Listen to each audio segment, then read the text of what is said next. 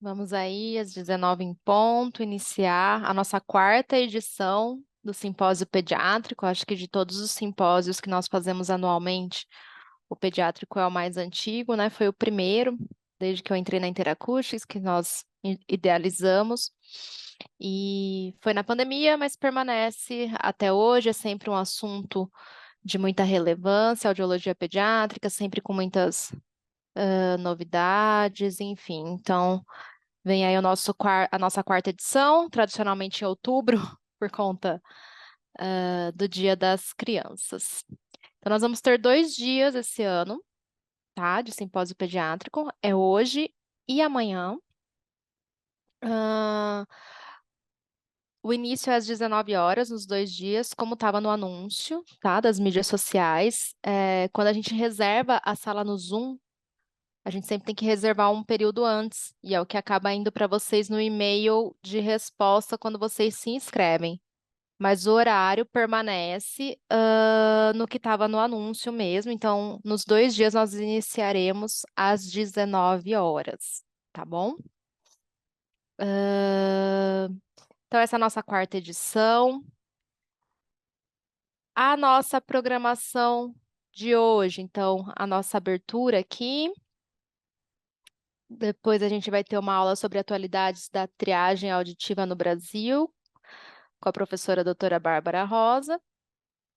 E das 20 às 20h50, nós vamos ter uma aula com a professora doutora Fabiana Araújo sobre a correlação entre os limiares eletrofisiológicos de frequência específica e estado estável e os exames comportamentais. Então, como sempre, no nosso primeiro dia, a gente vai falar um pouquinho de triagem e seguindo aí com diagnóstico, tá? Para quem não me conhece, eu sou Marina, eu sou coordenadora aqui da audiologia da Interacústicos.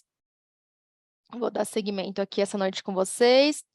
Conosco também está o Ângelo. O Ângelo é o fonoaudiólogo especialista do suporte clínico e do treinamento da Interacústicos. Nós teremos as aulas com as professoras e vamos abrir também para perguntas, tá, pessoal? E eu vou pedir um favor. Vocês têm aí no ícone de vocês, tem o chat, e tem um ícone que está escrito Q e A, que é de Question and Answer. Todas as perguntas que vocês tiverem, por gentileza, escrevam no Question and Answer, que fica mais fácil para a gente administrar, tá? No chat a pergunta acaba se perdendo. E aí pode ser uma pergunta super interessante e que vai acabar passando, tá? Então, por gentileza, todo mundo mandando suas perguntinhas, enfim, todas as dúvidas no Question and Answer, tá? Outro recado para vocês, aproveitando esse gancho, né, da questão da triagem auditiva, na próxima semana, ainda não foi anunciado nas mídias sociais, mas para vocês que estão aqui no evento, então, fica já como uma exclusividade de anúncio. Nós teremos no dia 31/10, às 18h30, gratuito também pela plataforma Azul, plataforma Zoom, perdão, não Azul, pela plataforma Zoom, um aulão sobre triagem auditiva neonatal e o equipamento Sera, tá? Eu não sei se todos vocês conhecem esse equipamento, mas o Sera ele é um equipamento desenvolvido para triagem auditiva, realmente, neonatal. Ele traz como protocolo aí emissões autoacústicas e o PAT automático, tá? Então, a gente vai ter essa aula aberta, que vai ser muito bacana, tá? Então, a gente vai ter a participação da professora doutora Doris, que é professora da PUC aqui de São Paulo. Eu também vou falar nessa aula e o Ângelo também vai falar nessa aula. Por esse QR Code, vocês conseguem acessar a inscrição, tá? Para assistir essa aula. É uma aula muito bacana, tanto para quem já tem o equipamento e quer aprender mais sobre o equipamento, explorar mais sobre o equipamento e sobre a triagem em si, quanto para quem não tem, perdão, o equipamento e de repente queira conhecer o equipamento, enfim, as possibilidades que ele traz, tá? Então, aqui por esse QR Code, vocês conseguem realizar a inscrição para essa aula aberta, que vai ser bem bacana, vai ser totalmente focada também na triagem auditiva neonatal, que é um assunto de hoje, por isso que eu peguei esse gancho, e no Sera, tá bom? Vai acontecer, então, dia 31, acho que é a próxima semana, acredito que é a próxima, né? Hoje é dia 24, isso, na próxima semana, às 18h30 pela plataforma Zoom, tá? Então, a gente vai só aguardar mais um pouquinho para as pessoas entrarem e a gente já já inicia com a professora Bárbara, tá bom? A nossa aula sobre atualidades na triagem auditiva neonatal no Brasil, tá? Até já, pessoal.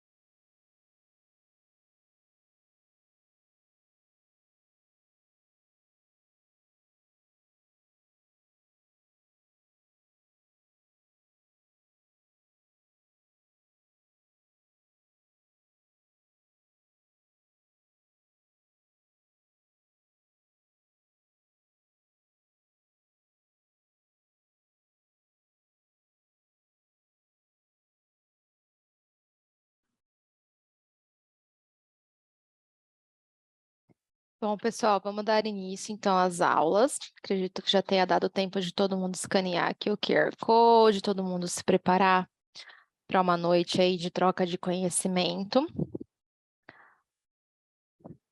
Nós vamos iniciar então com a aula sobre triagem auditiva neonatal da professora doutora Bárbara Rosa. Ela que é mestre e doutora em audição na criança pela PUC e é professora do curso de fonoaudiologia da UFS.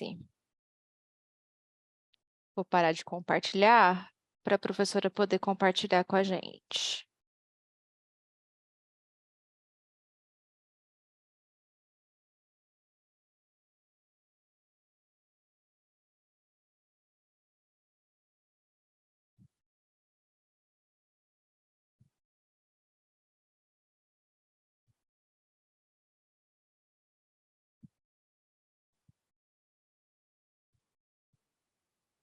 Professora Bárbara, quando quiser começar, tá bom?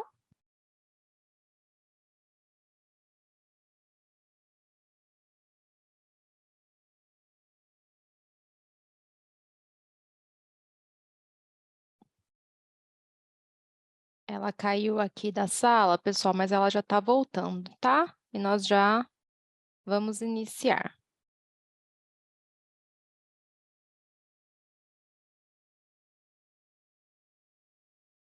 Enquanto isso, eu vou deixar mais um pouquinho aqui compartilhado o QR Code da aula de triagem que nós vamos ter para vocês poderem, quem não escaneou, escanear.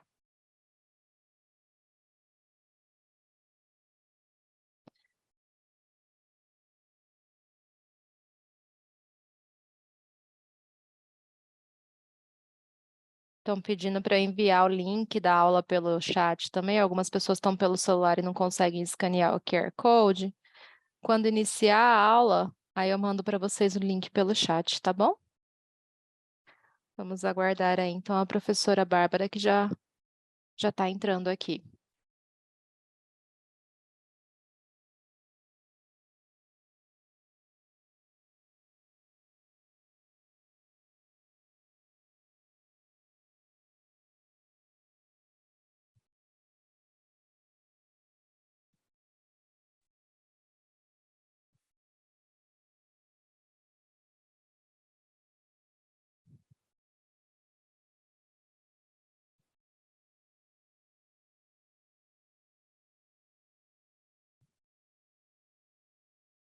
Professora Bárbara, conseguiu conectar?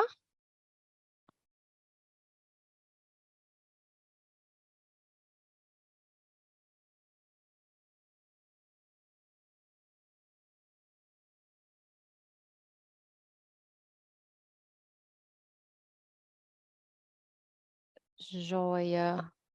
Ângelo, como você está como host, você vai ter que autorizar o palestrante para poder compartilhar. Compartilhar, ligar a câmera, enfim, ligar microfone.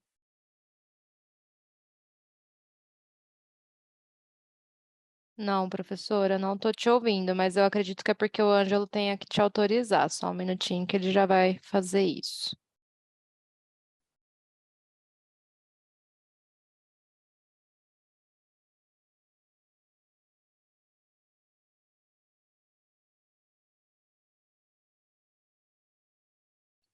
Débora, enquanto isso eu vou respondendo algumas perguntas, tá? Débora estava me perguntando se a aula vai ficar gravada e se vai ter acesso.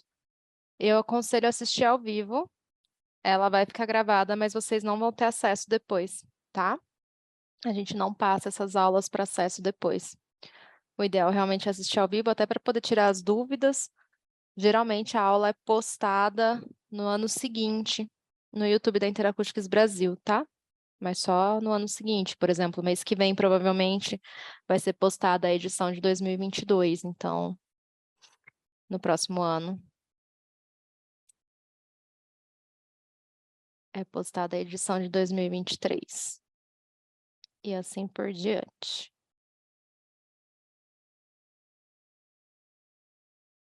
Conseguiu, Ângelo, passar, autorizar a professora? Consegui, tá autorizado aqui. Oi?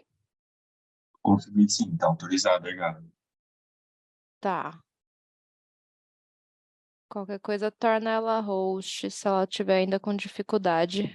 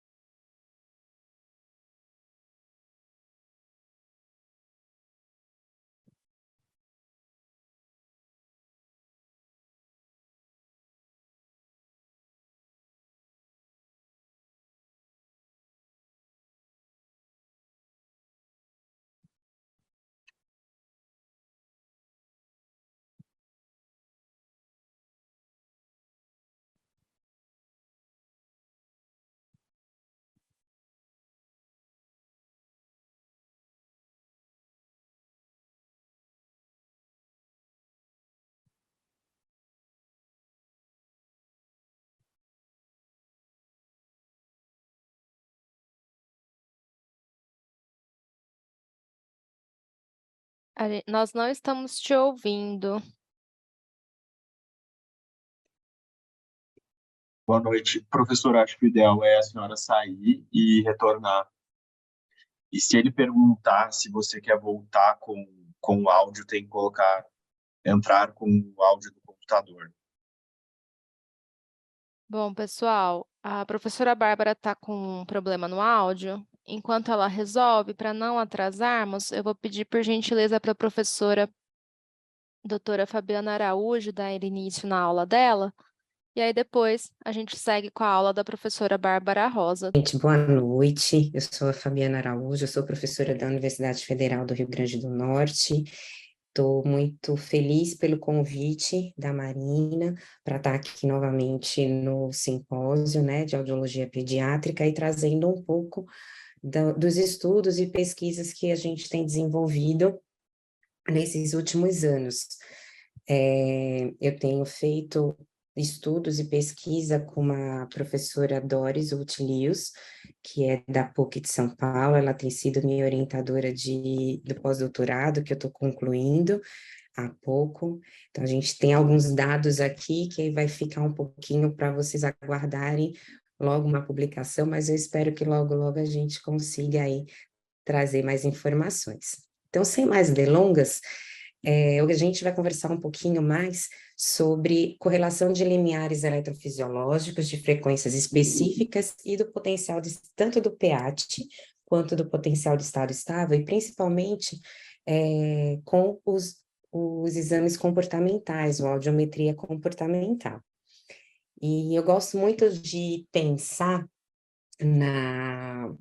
no motivo primeiro da gente pensar e discutir sobre limiares, correlação e diagnóstico, porque me ajuda a motivar justamente nesse caminhar e nesse caminho que a gente faz.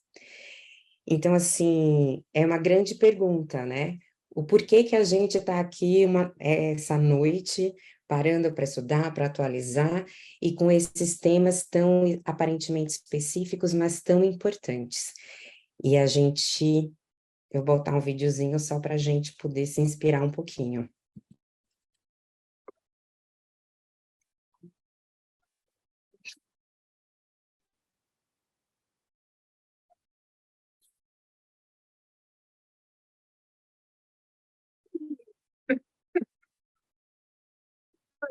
Hi.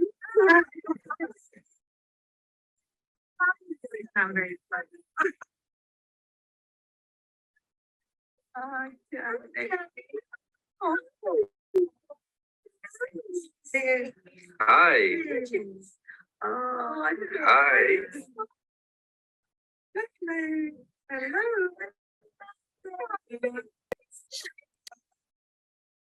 Esses vídeos.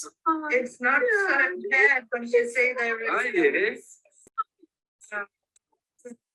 Esses vídeos são vídeos que eu peguei de internet, mas eu acho que cada um deve ter experiência, ou quem trabalha nessa área principalmente, sobre essas expectativas, né? E eu falo assim, para que a gente está aqui estudando o limiar eletrofisiológico, para que a gente está pensando em fazer correlação de limiares, né? E no final das contas, eu acho que a grande motivação é porque a gente tem condições de ajudar pessoas a sorrirem, famílias a se conectarem, pessoas a se conectarem, e pensar nessa condição de resposta que a gente viu anteriormente, está relacionado exatamente com o que a gente tem de uma forma mais precisa e de acurácia para conseguir ajudar ou dar subsídios para a intervenção audiológica, né? E a intervenção de linguagem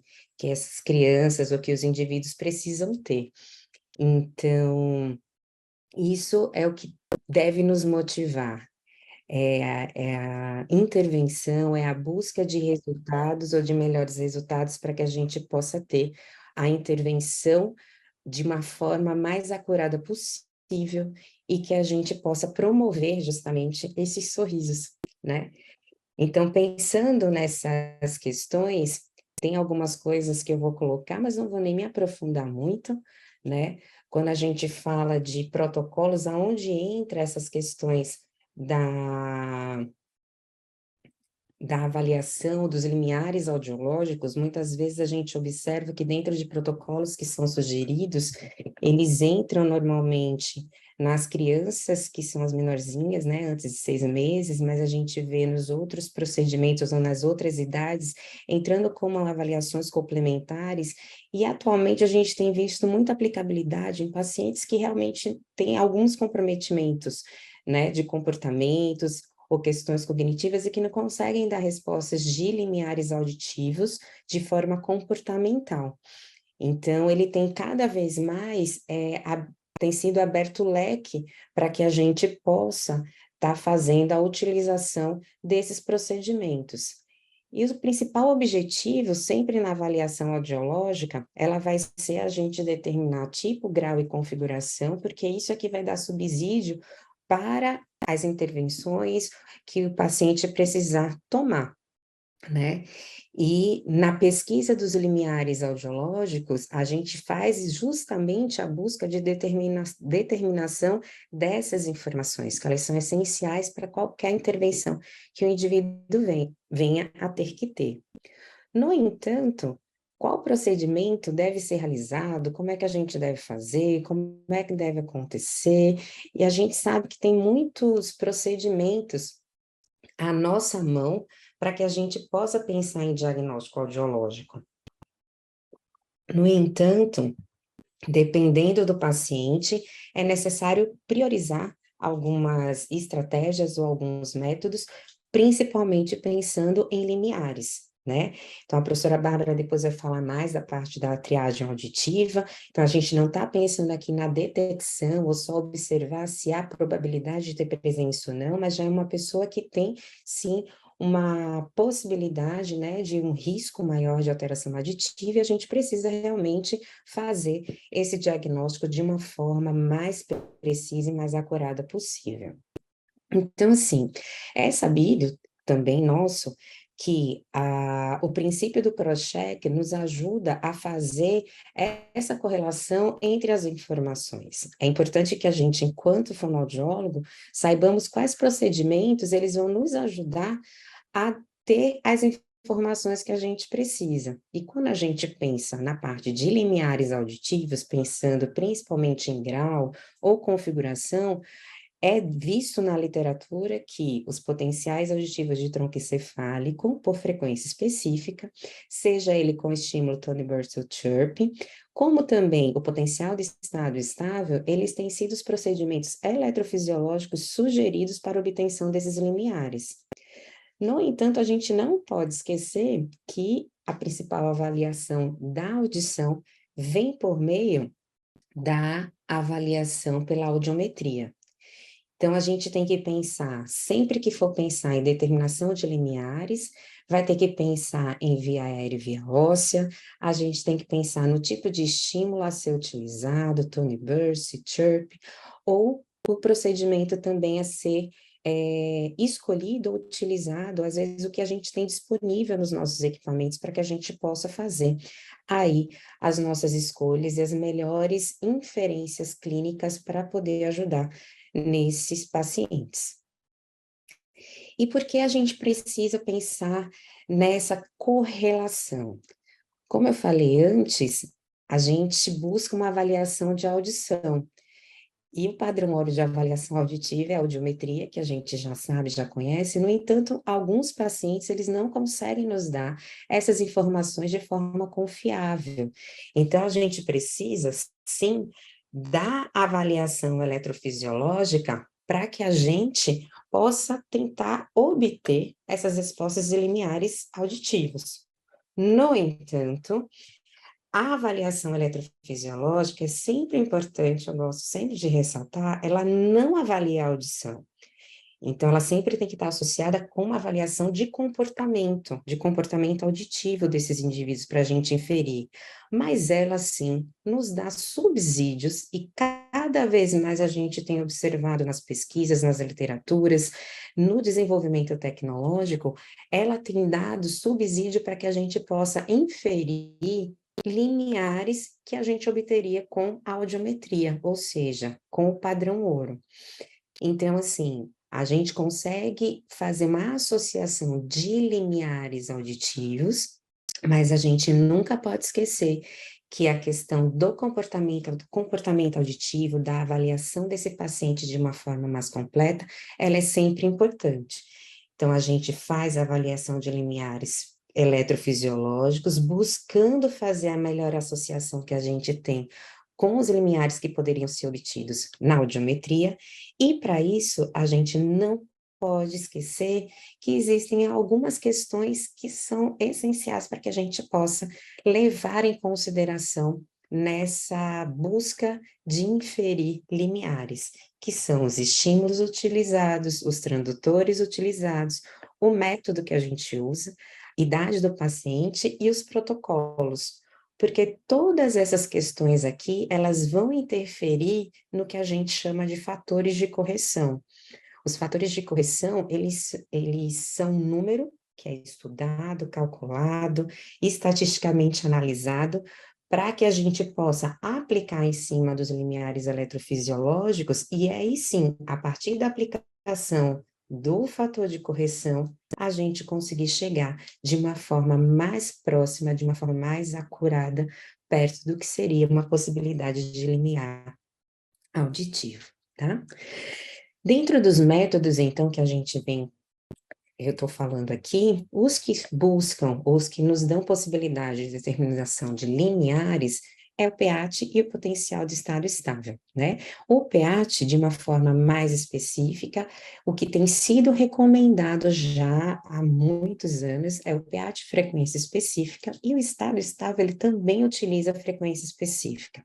O PEAT, ele tem sido recomendado já há mais tempo, tem muitos estudos direcionados com ele tem sido um pouco mais consolidado ao longo do tempo, né, até porque ele teve uma aplicabilidade mais anterior, então vem com o Tony Burst também, aonde ele tem tido uma aplicabilidade, resultados de busca de limiares interessantes, mas o estado estável, ele vem surgindo, ou ele surgiu ao longo do tempo, e algumas questões, elas têm sido levantadas na dúvida do estado estável, e eu trouxe aqui duas questões, eu acho, principais, onde, na verdade, desde 2012, ele tem sido recomendado, sim, como procedimento, né, clínico, já com fatores de correção, com uma aplicabilidade clínica.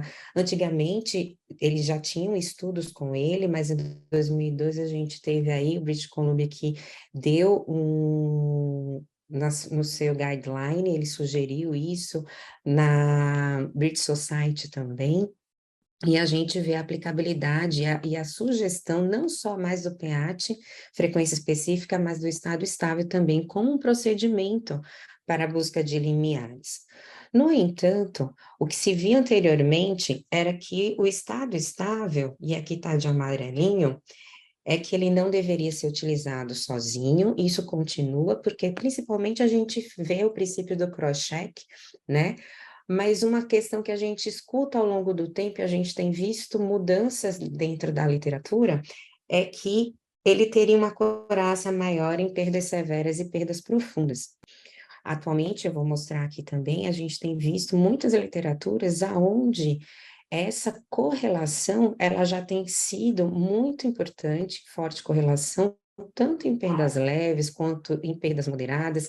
Então, a aplicabilidade dele tem sido diferenciada. E por quê? Porque a tecnologia tem modificado também.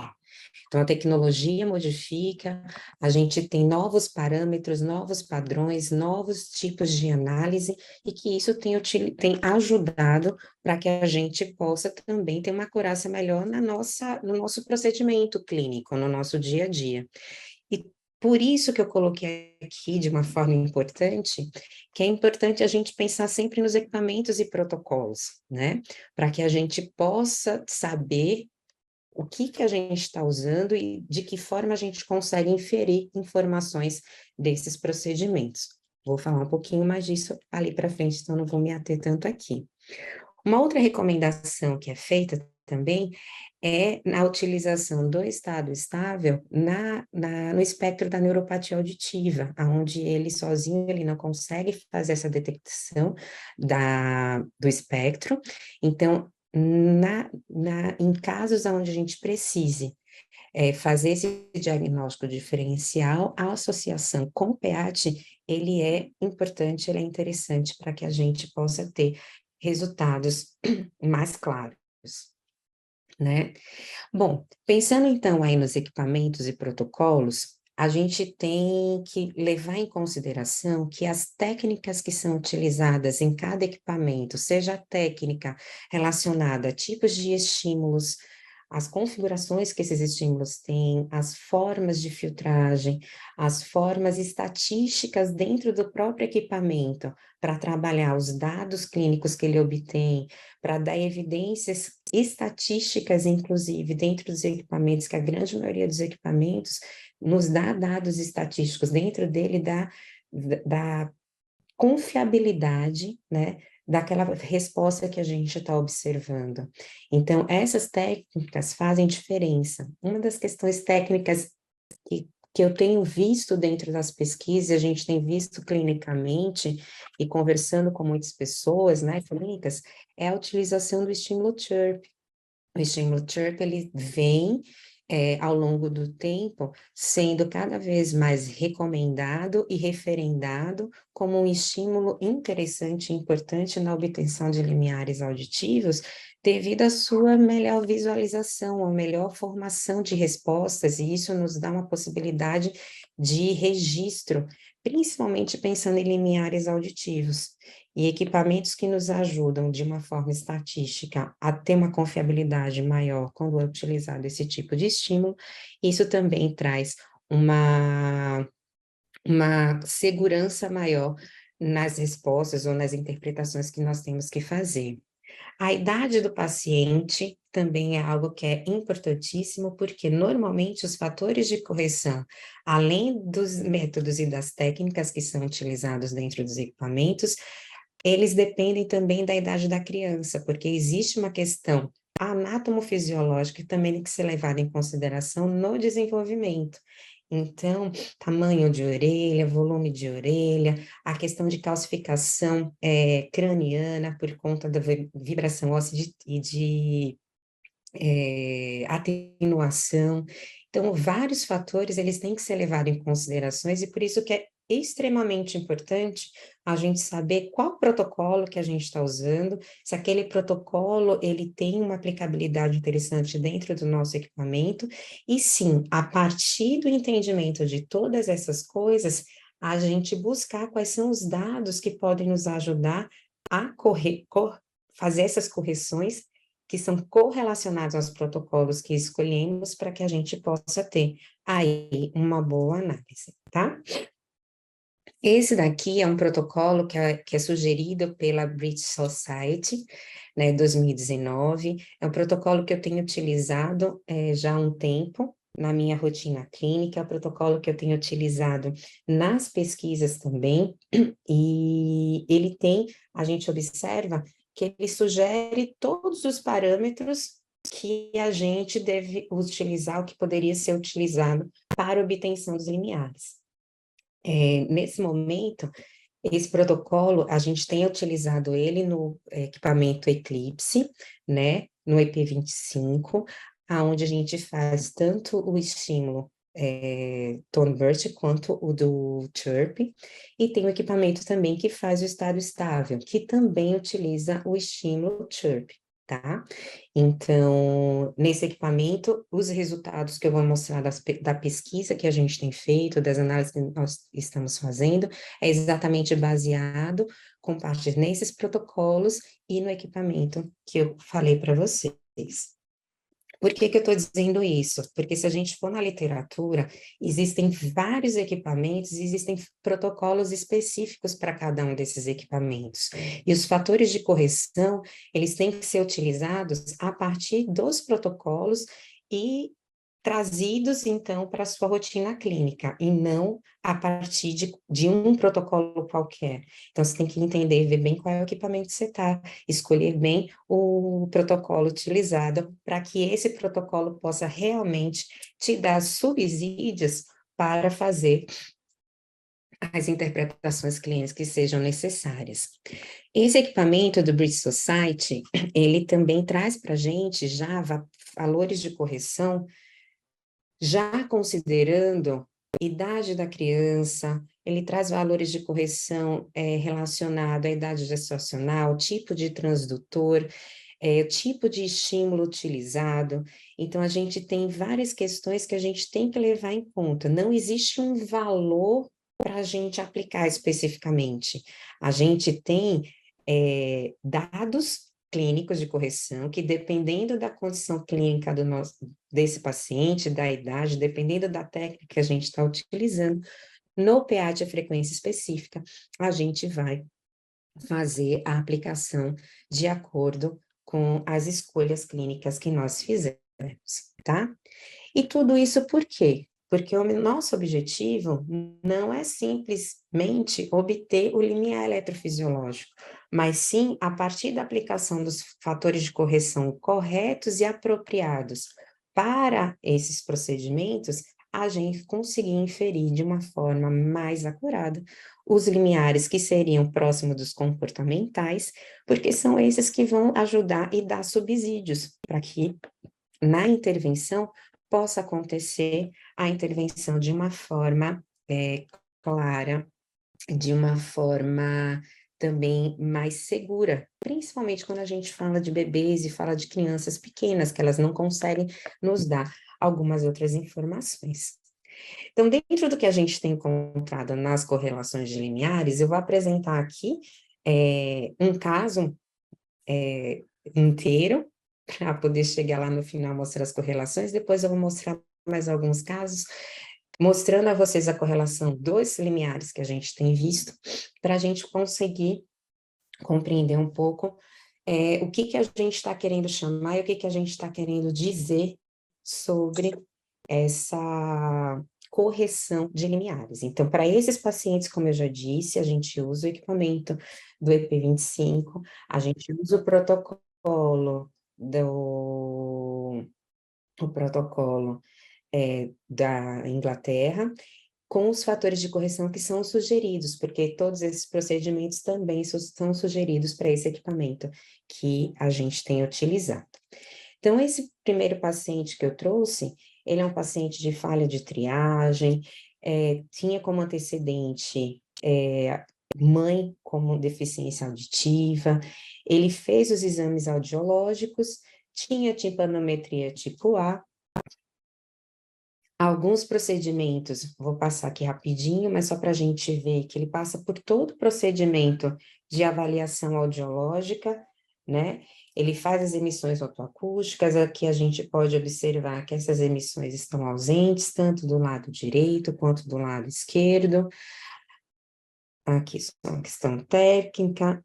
Há produto de distorção também com ausências de respostas que a gente observa, tanto do lado direito quanto do lado esquerdo, já sugerindo que essa criança pode ter alguma alteração. Teve falha na triagem, curva tipo A, ausência de emissões otoacústicas transiente produto de distorção. E foi realizado o PEAT dela com o CHIRP. E aqui a gente fez em todas as frequências, né, que eu vou mostrar via aérea, e vou mostrar para vocês o que a gente fala de correção, tá? Então, aqui foi feito um chirp em 500 Hz, lado direito e lado esquerdo. Foi obtido um limiar eletrofisiológico do lado direito em 50 dB. Quando a gente obtém o limiar direto do equipamento, é aquele limiar que a gente coloca ele como dB nível de audição normatizado, o NA normatizado.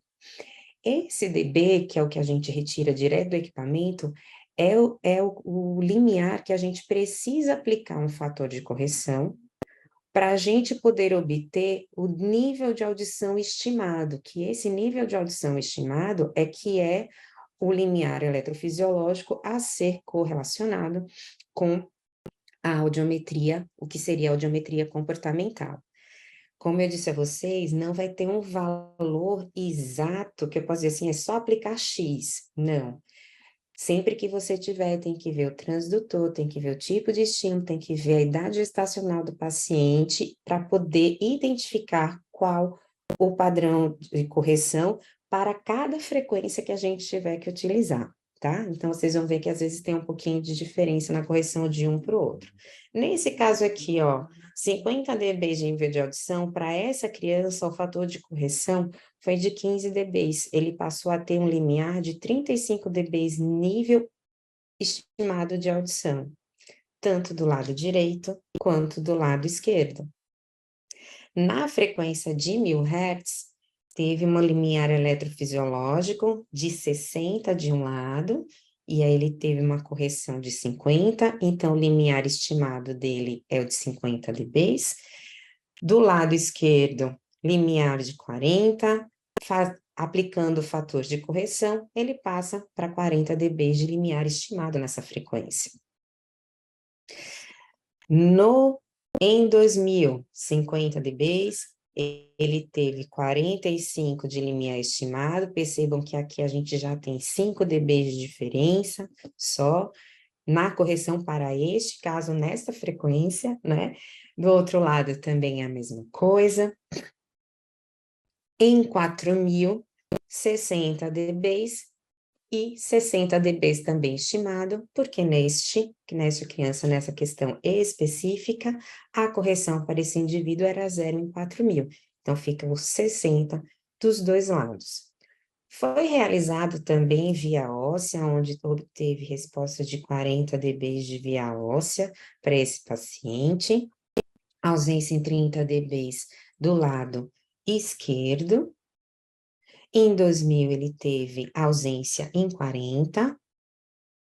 Em 4000, também ele teve ausência em 30. Aqui já é um registro do potencial de estado estável desse paciente. E aí, o que é importante a gente levar aqui em consideração? Primeiro, duas coisas. Aqui também está sendo utilizado o estímulo CHIRP, e lembrando que dentro da família do estímulo CHIRP, existem vários estímulos CHIRP. Então, a gente precisa identificar qual estímulo está sendo utilizado. Esses estímulos, normalmente, do equipamento, que é do equipamento do EP25, eles são da família do CHIRP. Pode ser o Nairon Band CHIRP ou o Nairon Band CHIRP LS, tá? Então, dependendo do equipamento, é importante você ver qual tipo de estímulo, não é só pelo nome dele, mas qual tipo, a família que ele realmente representa. Para esse equipamento, a gente tem estímulos semelhantes, mas entre o estado estável e o pH, às vezes tem também uma pequena diferença, tá bom? A gente, quando faz o estado estável, ele obtém a resposta do que seria o NNA, mas o próprio equipamento, ele já faz a correção dos limiares. Então, esses que estão em bolinha do lado direito já é o limiar corrigido, e esse do lado esquerdo, com o xizinho, também é o corrigido. Esse daqui de baixo é o sem correção. Importa dizer que o fator de correção aplicado pelo equipamento no estado estável não é o mesmo fator de correção e nem é a mesma lógica da aplicação da correção que a gente estava falando anteriormente do PEAT, de frequência específica, porque como tem uma diferença entre os estímulos e o método ele é diferente, ele calcula um valor de correção diferente do que é calculado normalmente no frequência específica. Então, a gente tem que estar bem alinhado com todas as questões técnicas e de avaliação e correção. E essa criança, ela fez essas 2 avaliações eletrofisiológicas, ela tinha 2 meses, né? E aos 9 meses foi possível fazer a avaliação comportamental, VRA, de limiares com ela, e essas foram as respostas obtidas com essa criança. Então, toda aquela obtenção de respostas de eletrofisiológico foi porque aquela criança, a partir de um diagnóstico, ela já entrou em intervenção, né? E a intervenção tem a questão do aparelho, tem a questão de terapia, e ele tem que ter a possibilidade de essa criança poder ser, sim, receber essa intervenção de uma forma que ajude no desenvolvimento auditivo, de habilidades de linguagem que ela tenha. E aí, quando a gente fez a comparação, a gente tem feito a comparação dos resultados, né? A gente observa aqui, ó, lado direito e lado esquerdo, o que é linha contínua, essa grossinha, é o resultado do PEAT, já com o fator de correção aplicado, a linha pontilhada é o estado estável, já com o fator de correção aplicado, e essa linha mais fininha, com a bolinha ou triângulo do lado esquerdo, é a avaliação comportamental. Percebam que, na aplicação dos fatores de correção, a proximidade, ou seja, a correlação que tem sido observada, são correlações fortes entre esses protocolos utilizados, com esse estímulo especificamente utilizado na estimativa dos limiares comportamentais. Então, é um caso onde a gente não teve mudança da perda de audição, porque eu vou comentar mais na frente que pode acontecer, né? Mas a gente vê aí um comportamento auditivo quando essa criança foi possível fornecer, reforçando o que foi obtido com ela antes, através do eletrofisiológico, garantindo, nos dando uma confiança, garantindo não, nos dando uma confiança sobre tanto os protocolos utilizados, quanto a técnica utilizada, e a partir disso, as correções utilizadas para fazer esse tipo de estimativa. E que é isso que a gente busca, né?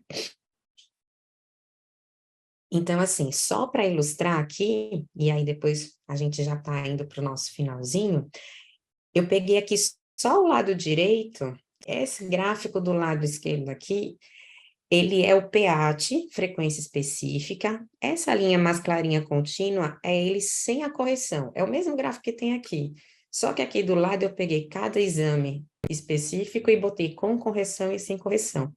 Olha como ele sem correção, a perda ficaria tipo assim, ó, 50, 60, para cá 55. Quando a gente aplica a correção, ele já fica aqui em 35, 50. O quanto diminui aqui e o quanto ele se aproxima desses valores da avaliação comportamental. Lembrando que quando a gente pensa na amplificação sonora, valores ou diferença de 15 dB, de 10 dB, principalmente em crianças, são valores que são importantes para a gente levar em consideração. No estado estável, desse outro lado, é a mesma coisa do estado estável, essa linha amarela aqui, contínua, é o valor do estado estável já com a correção aplicada, aonde ele também prevê um comportamento dos limiares auditivos de uma forma mais interessante, tá? Eu vou colocar mais uns 2 casinhos aqui para gente, Esse daqui é um outro caso que a gente viu aqui também, já com os valores de correção aplicado. O que às vezes a gente tem observado é que na frequência de 500 e de 4.000, às vezes acontece uma maior dispersão dos dados, ou seja, talvez a gente precise ainda estudar um pouquinho melhor a questão do fator de correção, mas sempre os valores corrigidos, eles se aproximam muito mais dos valores que são da avaliação comportamental. A gente aqui observa também mais um outro dado, onde eu tenho a avaliação comportamental, o PEAT e o estado estável, praticamente sobrepostos. Mas por quê? Porque está sendo utilizado o valor de correção para a técnica, para a idade e para as frequências específicas nesse paciente, tá? Do lado esquerdo, a gente também obtém essas mesmas informações, aqui numa perda profunda, aonde também a gente tem isso de uma forma bem clara. A gente já tinha mostrado anteriormente, né, esse dado aqui em um outro curso, então foram de alguns casos que a gente apresentou em algum momento, então ilustrando justamente essa correlação que a gente tem observado nos nossos estudos, né, e a gente tem ampliado esses resultados e a gente está observando que tem mais dados. Não vou me aprofundar muito nisso daqui, porque eu vou convidar vocês logo, logo a poder visitar a gente lá quando a gente conseguir fazer essa publicação. Mas a gente tem observado que em graus de perdas diferentes, não só no profundo ou no severo, mas no moderado e no leve, a gente também tem tido forte correlação nesses resultados, e é importante a gente pensar que tanto frequência específica como estado estável, eles têm se constituído dentro dessas técnicas que a gente tem utilizado e observado como procedimentos que podem nos dar, sim, confiabilidade e confiança para que a gente possa dar o nosso diagnóstico audiológico. Então, como considerações finais que a gente pode pensar, que existe, sim, forte correlação, tanto do estado estável quanto da frequência específica, na utilização do estímulo chirp, e aí ressalto especificamente aqui da família do C-chirp, que foi o que foi utilizado no estudo, né, onde a gente observa, às vezes, uma diferença de 5, no máximo 10 dB entre os limiares comportamentais e o limiar eletrofisiológico. Normalmente, a frequência de 4.000, ela está um pouco mais elevada, né, do que as outras frequências. A gente observa que tanto o estado estável quanto a frequência específica tem essa correlação com a comportamental, e as frequências de 500 e 4.000 é onde a gente tem observado uma variação um pouco maior, tá? E que os limiares auditivos, então, eles podem sim ser aplicados para determinação de limiares auditivos, tendo a confiabilidade dessa correlação.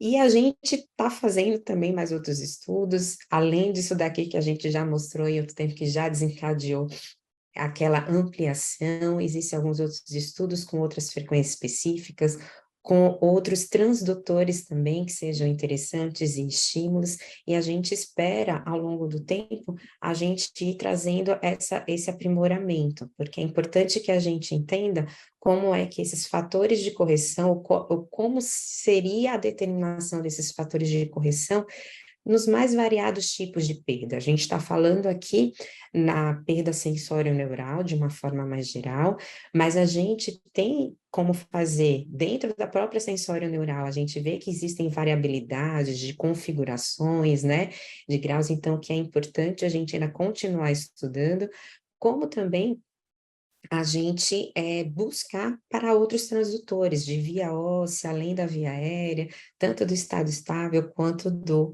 PEAT, e a gente espera aí dar essa continuidade, poder depois estar contribuindo e trazendo mais informações.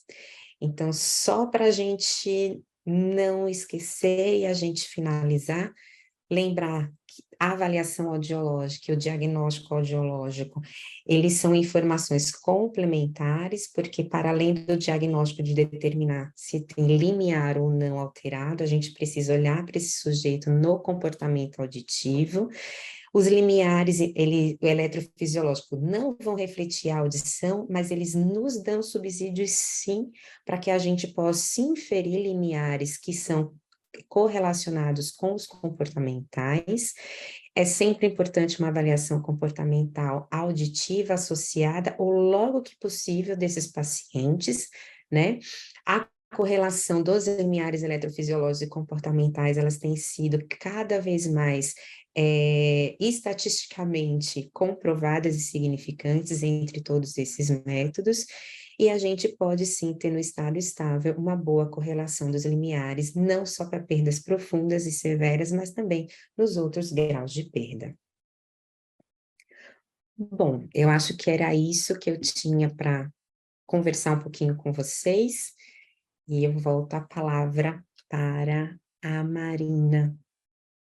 Deixa eu parar aqui de compartilhar. Obrigada, Fabi. Excelente a aula. O estudo está ficando sensacional. É muito bom saber, né, que o estado estável está seguindo aí com uma avaliação precisa, né, em relação às outras avaliações também. É claro que a gente nunca vai utilizar só ele, embora ele seja mais rápido, né, em relação à frequência específica, por exemplo, mas a gente sabe que quando a gente está falando de diagnóstico infantil, como você frisou, a gente sempre tem que partir de um cross-check, né, com outros exames, então isso é muito bacana. E só pegando um gancho até no que você falou do protocolo da Sociedade Britânica, né? Eu gosto muito também de seguir a Sociedade Britânica e o que eles preconizam, enfim. Aí eu coloquei para vocês no chat, pessoal. Coloquei o link da aula que a gente vai ter na próxima semana, que me pediram, quem não conseguiu escanear o QR Code, então procurei aí no chat, tá o link da aula que vai ter, que nós teremos, e eu coloquei também o link do guideline da Sociedade Britânica sobre o estado estável para vocês baixarem. É um documento muito bacana, eu acho que ele tem umas 40 e poucas páginas, mas assim, não cansa a leitura, ele é muito legal, ele mostra todo não só um passo a passo, mas mostra o que é bacana ter em protocolo, os estímulos que são bacanas, então sempre vai ser um tom puro modulado, ou o chirp, que é até o que ele acaba aí deixando a entender que é um melhor estímulo para esses casos, a forma de análise e tudo mais. Então, é um guideline muito legal. Se vocês quiserem baixar, eu deixei aí no chat para vocês o linkzinho, né? Aí é só vocês baixarem, ele vem em PDF, tá? Eu vou abrir aqui para perguntas, e eu vou pegar as perguntas do Question and Answer, e enquanto isso eu vou compartilhar aqui com vocês também, vocês vão aí escaneando, um QR Code com link. Deixa eu só achar aqui onde é que eu coloquei ele. Com QR Code para um link, para uma aula de... Foi o primeiro que você compartilhou, Má. Foi o Aqui. primeiro. Para uma aula, tem um link para uma aula no YouTube sobre o potencial evocado auditivo de estado estável, e eu falo o tempo todo na aula em relação a esse guideline da Britânica, e falo como funciona no Eclipse, como é a forma de análise e tudo mais. E para quem não conhece o Chirp, o estímulo Chirp, também aqui nesse outro QR Code, um videozinho com uma aulinha sobre o Chirp, tá? Aí, enquanto isso, então, eu vou abrir aqui as perguntas. Quem tiver pergunta pode mandar no Question and Answer, que a professora, eu vou ler para a professora. A gente tem uma pergunta aqui da Carla. Carla Queiroz. O que influencia as dificuldades do estado estável em 500 Hz? Seria a tonotopia coclear? Ela pode influenciar? Oi, Carla. O 500 Hz, eu acho que ele é um desafio não só no estado estável, ele também é um desafio no frequência específica. E com certeza a questão, quando a gente fala da tonotopia, a gente tem que pensar em fisiologia, né? Em anatomofisiologia. Normalmente nas frequências mais graves, elas têm uma quantidade celular diferente das frequências mais agudas, além da questão da estrutura do nervo mesmo, né? Ou seja, se eu tenho menos célula, eu tenho menos informação neurológica passando ali para o nervo para ser analisado. E isso é anatômico, é normal. Então, essa tonotopia, ela é um dos fatores, sim, mas ela é um dos fatores porque existe a questão da anatomofisiologia. Mas, para além só da tonotopia, muitas vezes a gente tem alterações elétricas também, ou algumas limitações de fone, de transdutor, que podem também favorecer a que a gente não consiga muitas vezes ter um estímulo que possa ter uma resposta, possa estimular de uma forma tão clara, né? Então, esse tempo também que ele passa para transcorrer, para percorrer, o estímulo chirp, ele já nos ajuda a minimizar um pouco essa questão da tonotopia. Então, por isso que eu estou dizendo que não é só a tonotopia em si, né? Não é só ela ter um distanciamento maior, porque o chirp, ele veio exatamente para tentar minimizar esse diferencial de tempo da tonotopia, e por isso que ele traz para a gente uma condição de visualização melhor das respostas elétricas, porque ele dá a gente tem uma sincronia maior dentro dessas faixas de frequência. Mas existem outras questões que também podem influenciar nesse contexto. Por isso que é importante Joia. conhecer o equipamento, conhecer o estímulo, para a gente conseguir fazer aí o melhor protocolo e conseguir ter as melhores interpretações. Exatamente. Deixa eu ver se tem mais alguma. Não, aqui acho que chegou mais uma. Da Carla também. Às vezes encontro 500 Hz rebaixado e os outros normais. Então, sugiro o cross-check e também justifico com a tonotopia e anatomofisiologia nessa dificuldade. Ela fez um comentário aqui, na verdade. É importante, Carla, sempre ver, eu não sei como, no equipamento, como você usa o protocolo, mas o que eu tenho observado normalmente dentro na clínica com essa frequência, é onde a gente observa o maior fator de correção. Então, assim, justamente pelas questões anatomofisiológicas, né, tamanho de orelha, cabeça, ressonância, questões elétricas, que são estudadas para poder determinar esses protocolos e os fatores de correção, normalmente as frequências mais graves são as que têm a maior fator de correção. Então, é interessante você verificar qual o fator de correção que está sendo utilizado, ou verificar o que pode estar tendo do teu protocolo, para ver se há alguma questão de ajuste que possa ser feita. Mas, normalmente, é o que a gente realmente observa. A frequência de 500, ela é um pouco mais rebaixada do que as outras, mas quando a gente faz a aplicação do fator de correção, nos casos que eu até mostrei, eles se aproximam muito mais do que seria a avaliação audiológica mais real, né, do comportamental. Mas ela é uma das que tem a maior variabilidade em relação a essa correlação. Olha. Por enquanto, não chegaram mais dúvidas. Pessoal, eu vou pedir, se forem surgindo dúvidas, para vocês colocarem no question and answer, tá bom? Muito obrigado, Fabi. Foi ótima a aula, eu adorei. Muito bom mesmo. Eu que agradeço. E agora a gente vai seguir, então, com a aula da professora Bárbara. Professora Marina, tá me Bárbara ouvindo? Rosa. Agora eu ouço. Marina, então tá bom. Vamos lá. Eu vou parar Boa de noite a compartilhar para todos. você compartilhar Ok, aqui. isso, Pronto. precisa, para poder compartilhar aqui. Boa noite a todos, né? Obrigado pelo convite, né? Sempre uma honra poder estar aqui com você. Estou desabilitada ainda para compartilhar, tá, Márcio? Quando você puder habilitar aí, eu vou falando um pouquinho sobre mim. Eu acho que eu participo desde a primeira edição, né? Então, é uma honra estar aqui com vocês, né? Para quem não sabe, eu trabalho com a parte de triagem e diagnóstico há mais ou menos 16 anos, tá? E para mim foi um... Eu estou com a minha mãe aqui na sala, né? A Doris está por aí, né? Eu fiz triagem lá atrás, 2017, quando não era lei ainda, né? Era apenas um protótipo, era um projeto que tinha ainda na Prefeitura de São Paulo, que a gente começou a implantação, e a gente acompanhou toda essa fase da triagem, né?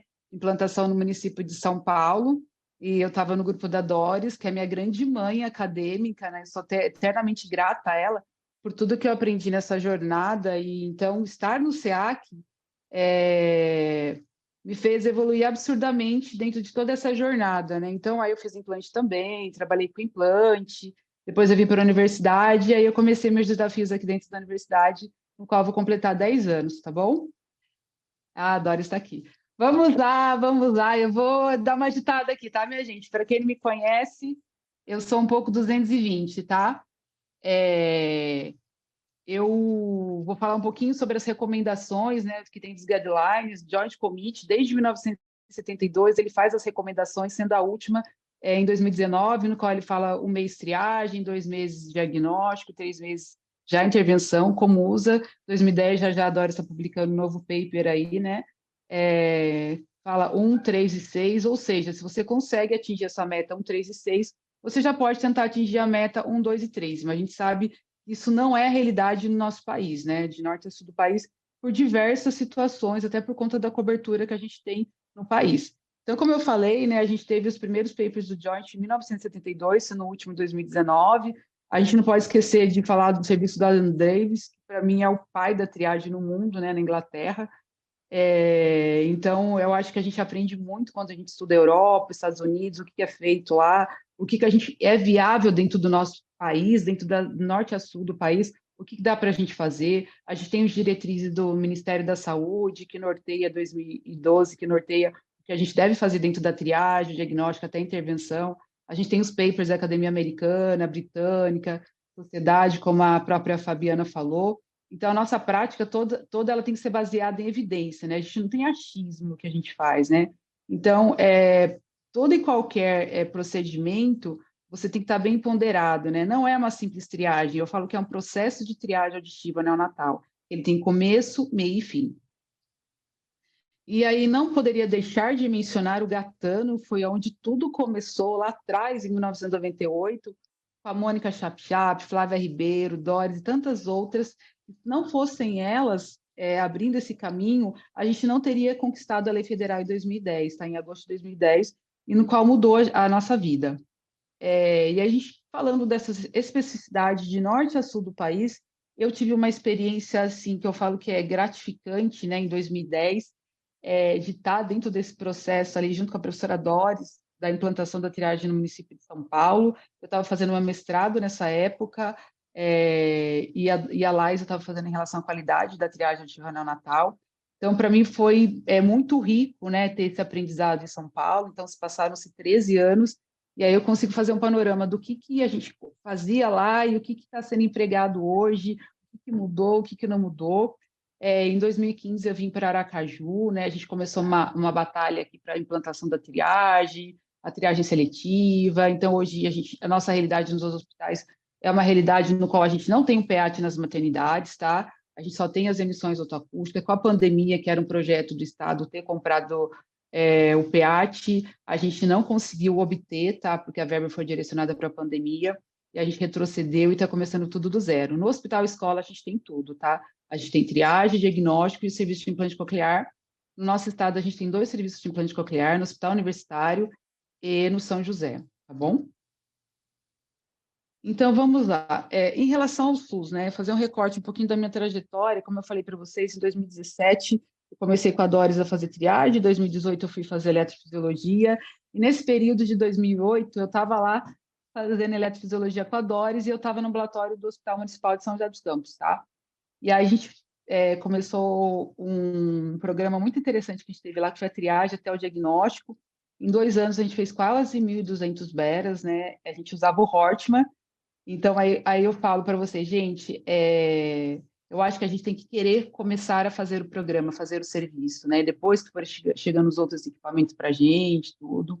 Então, eu acho que quando a gente está dentro do hospital público, a gente começa a ter começo e meio e fim, porque a gente o bebê que falhava com a gente, já fazia o diagnóstico, claro que não tinha, a gente não tinha estado estável, não tinha uma frequência específica, não tinha a estrutura toda, né, que eu fui obter em 2010, então eu falo que eu tenho um antes e depois, né, a gente aprende a andar de Fusca para depois andar de Ferrari, então a gente capenga bastante, né, e aí hoje, em 2023, a gente tem uma realidade aqui no estado de Sergipe, que como eu falei para vocês, com as emissões nas maternidades, no ambulatório a gente tem o PEAT, triagem, estado estável, frequência específica, a gente tem comportamental, né, VRA, tem tudo dentro do hospital universitário. Eu também fico dentro do CER4, que é um centro de reabilitação de alta complexidade, então a gente pega muito abacaxi aqui no estado, né, e eu acho que eu aprendo todos os dias com essa população. E eu sou uma pessoa engajadora do SUS, sabe? Eu acredito muito que a gente pode ir além. Então, assim, independente do lugar que você estiver, quem faz o serviço é você. Se você não dá conta, peça para algum colega, né? Eu acho que ninguém caminha sozinho, tá bom? Evidência científica, como eu falei para vocês, mesmo sendo triagem, a gente tem que ter um norte. Qual é o protocolo que você vai utilizar? O que dizem os guidelines, né? O que dizem os nossos maiores pesquisadores no mundo? O que a gente aprendendo dentro do laboratório da professora Doris, né? Em relação à triagem, em relação aos protocolos, em relação aos estímulos, né? Então, a gente tem que ter toda a evidência científica. A nossa clínica, ela é baseada nisso, não tem achismo. A gente não deve brincar com a vida dessas crianças que estão chegando para a gente, tá bom? E aí eu vou falar um pouquinho, fiz um recorte aqui da minha pesquisa lá de triagem, lá em 2010, 2011, porque isso ainda é uma realidade no meu estado, tá, gente? Apesar de ter passado 13 anos, a gente comparou o ambiente ambulatorial com o ambiente hospitalar, tá? Numa população com indicadores de risco. Como eu falei para vocês, a gente estava em fase de implantação da triagem no município de São Paulo, e a Laisa trabalhou a questão dos indicadores para ver se a gente conseguiria atingir esses marcos. E com os bebês que faziam a triagem a nível ambulatorial, a gente recebia bebês de 4 maternidades da Zona Sul de São Paulo, que vinha para a gente, então o nosso N foi 398, e na maternidade foi 284. Aí eu vou falar bem rapidinho para vocês, só para a gente ter um panorama, né? Quando você está na triagem ativa ambulatorial, qual que é a tendência, né? As crianças virem bem mais velhas, né? Porque vai passar por vários pediatras, até um pediatra vem falar, gente, não fez a triagem ativa neonatal, eu preciso encaminhar para o ambulatório, né? Então, a idade média que a gente pegou lá atrás era 70 dias, no hospital é 3 dias, né? E aí a gente vê a importância do bebê já fazer na maternidade. Se ele não tem todo o processo dentro da maternidade, mas que sejam missões, mas que seja o pontapé inicial, gente, eu acho que o importante é começar, tá? Se a gente não começa, a gente não vai conseguir dar o passo seguinte, tá bom? E aí tem os estudos, tudo é baseado em evidência, como a gente falou, né? E aí, em relação ao diagnóstico, se a gente parar para pensar, lá atrás, a gente conseguia fazer o diagnóstico com 3 meses, né? Abaixo de 3 meses, né? Quando a gente já fazia triagem no hospital, encaminhava para a gente mesmo ali no SEAC, conseguia fazer o diagnóstico abaixo de 3 meses. Quando era nível ambulatorial, ele já batia quase 4 meses. Por quê? Porque o bebê já chegava tarde para a gente, essa criança chegava tarde para a gente para fazer a triagem, né? Automaticamente falhava, a gente já começava o processo diagnóstico dele, né? Então, o que você observa nisso tudo? A idade, quando você não tem o serviço hospitalar que oferece a triagem ativa neonatal, ele vem ambulatorial, a idade sempre vai ser uma idade elevada, tá? Claro que a gente utilizava os indicadores do Comusa, né? A gente sempre utilizou, porque é o marco que a gente utilizava dentro do SEAC. E aí, o que a gente pôde observar, né? A gente concluiu nesse estudo que a idade média no hospital, quando comparado ao ambulatório, foi de 3 dias no hospital. Quando se compara ao ambulatório, 69 dias, né? Então, assim, é um espaço para essa criança muito grande, né? E a adesão, quando você fala, foi de 100%, porque você já está gerenciando todo esse processo do começo, meio e fim, porque o bebê já está com você, a criança já está com você, você tem aquela questão de você ligar, de você fazer a busca ativa para que você consiga efetivamente fazer o diagnóstico, tá bom?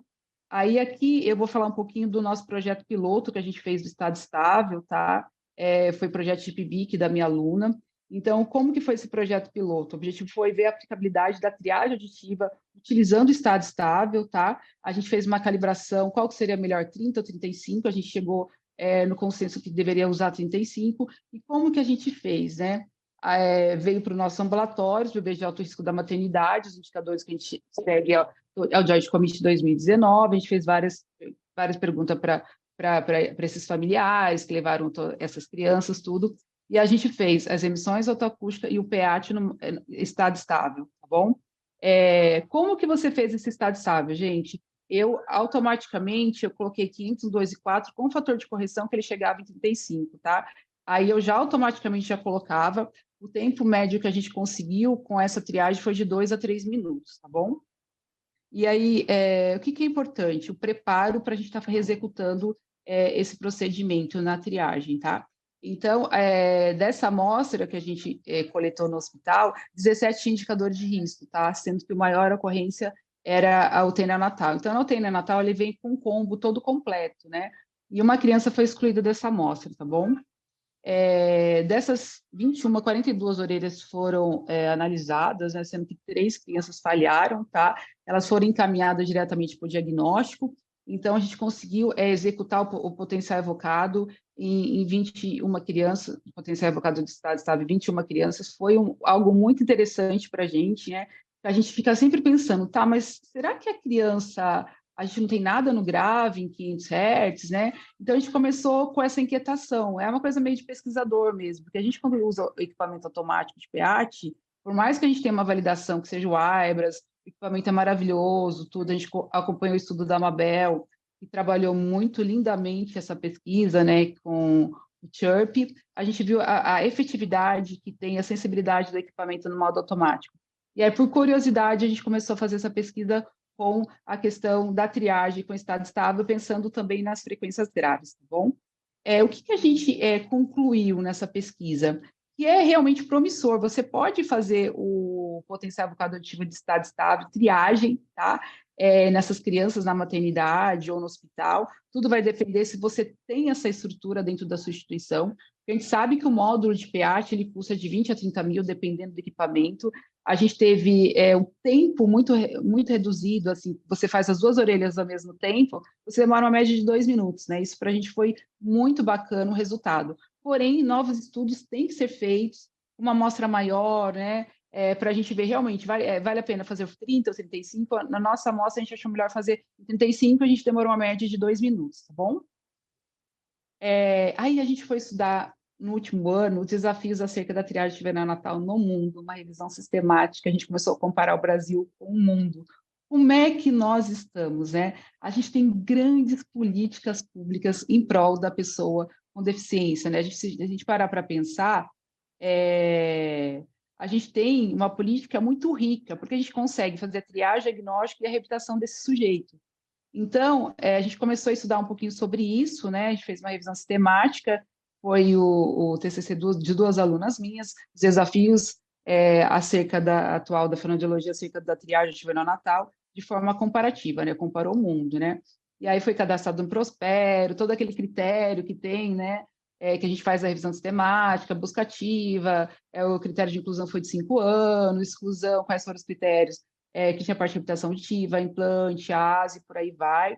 Foi feita análise do risco de viés, né, com o protocolo John Bridge, para poder ver a qualidade desses estudos, no qual a gente selecionou durante toda essa busca, tá bom? E aí, o que a gente observou? De 3.725 da base de dados total, o que foi, os artigos completos elegível foi 310, sendo desses excluído 291, e a análise desses estudos, de forma quantitativa, restou 19 estudos, tá? E aí a gente foi separando, sintetizando e fazendo um pouquinho dos resultados em relação ao que a gente encontrou, né? O que a gente observa, né? Algo que é muito nítido para a gente, né? Aquele país que tem a melhor renda per capita, que tem uma melhor qualidade de vida, ela vai ter uma cobertura muito superior se comparado com países subdesenvolvidos, né? E a triagem, ela vai ser muito inferior, né? Então, você pega um país desenvolvido que tem 85%, quanto uma cobertura de países de baixa renda que tem 10%, né? Então, assim, a questão socioeconômica influencia muito no que a gente vai encontrar, né? Isso não é muito diferente em relação a norte e a sul do país, né? Quando você pega cidadezinhas pequenas, né? Elas não têm estrutura, né? Elas não conseguem implantar um programa de triagem ativa neonatal.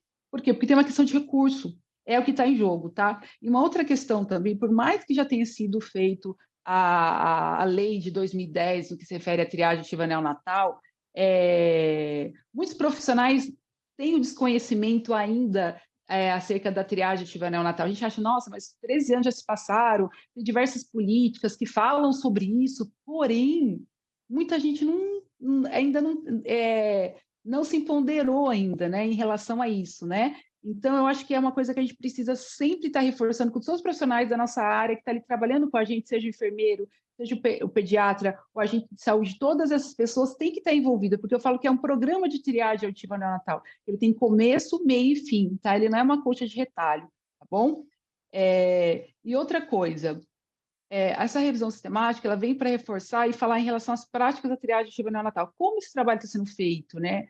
Será que está sendo feito? Qual é o protocolo que está sendo feito, né? Emissões autoacústicas para baixo risco, pH para alto risco, né? Como é que está sendo feito? Tudo isso tem que ser gerenciado, né? Qual que é a idade? Está sendo gerenciado? Tem um banco de dados efetivo? Eu faço uma busca ativa desses pacientes, né? O trabalho é trabalho em equipe, não é um trabalho individual, né? Não é, ele tem que ter um começo, meio e fim, tá bom? Eu acho que isso é de suma importância, ok? Vamos lá. Aí agora a gente começou a falar em relação aos desafios do mundo. Como que está, né, o continente americano, né? Ainda tem aquela falta do conhecimento materno sobre o programa de triagem. Como eu falei para vocês, a triagem ele tem começo, meio e fim. Ele tem a triagem, diagnóstico e reabilitação. Só triar por triar não é o suficiente. Ele precisa ser ampliado para todos os profissionais da área, porque é o começo, meio e fim, né? E a situação socioeconômica também é algo que influencia, né? Tem as questões das limitações técnicas em relação aos aparelhos, nem todos os continentes, né? Os países, né? Ele tem os equipamentos necessários para fazer a triagem ativa neonatal. Se você comparar com a Inglaterra, né, que é um serviço maravilhoso, que ele tem uma alta taxa de cobertura, você começa a ver as especificidades que tem esses países, tá bom? Na África do Sul, então, alguns achados se assemelha ao continente americano, né? Porém, é um pouco mais complicado, né? E a gente observou em algumas pesquisas que teve muita falha em relação à questão do Vernix, tá? Na África Ocidental, tem uma baixa prioridade tudo que fala sobre a deficiência auditiva. Então, para eles, a deficiência auditiva, essa questão da triagem não é uma prioridade dentro do programa deles, tá? E aqui na Ásia, o que a gente observa na Ásia? É a população, é muita gente, né? Então, é um grande desafio. Além de toda a estrutura, né, da questão da importância disso tudo, você ainda lida com os desafios da população para ter uma cobertura efetiva e maior dentro desse continente. Na Europa, você tem em alguns países ainda a ausência do sistema unificado de coleta e registro de dados, é diferente do serviço da Inglaterra, né, que ele tem tudo muito organizado, né? Porque você precisa do genitor autorizando para estar fazendo a triagem ativa neonatal. Então, querendo ou não, a gente ainda tem alguns desafios aí. Aqui tem a questão da triagem ativa neonatal, a importância da trigonometria de banda larga, né? Que a gente utiliza na triagem ativa neonatal. Por que a gente pode utilizar a triagem ativa neonatal como complemento, né?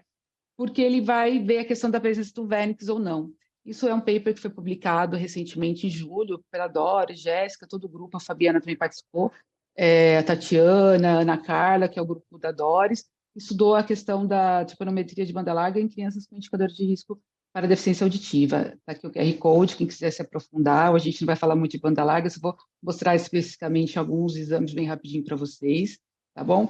E aqui, o que a gente observa aqui no lado esquerdo versus o lado direito, né? No lado esquerdo, você observa uma baixa observância. O que a trigonometria de banda larga ela observa? Ela observa, além da questão da curva timpanométrica, né, que eu tenho 226 mil e a banda larga, eu vejo a questão da observância, o quanto está sendo absorvido aquele som.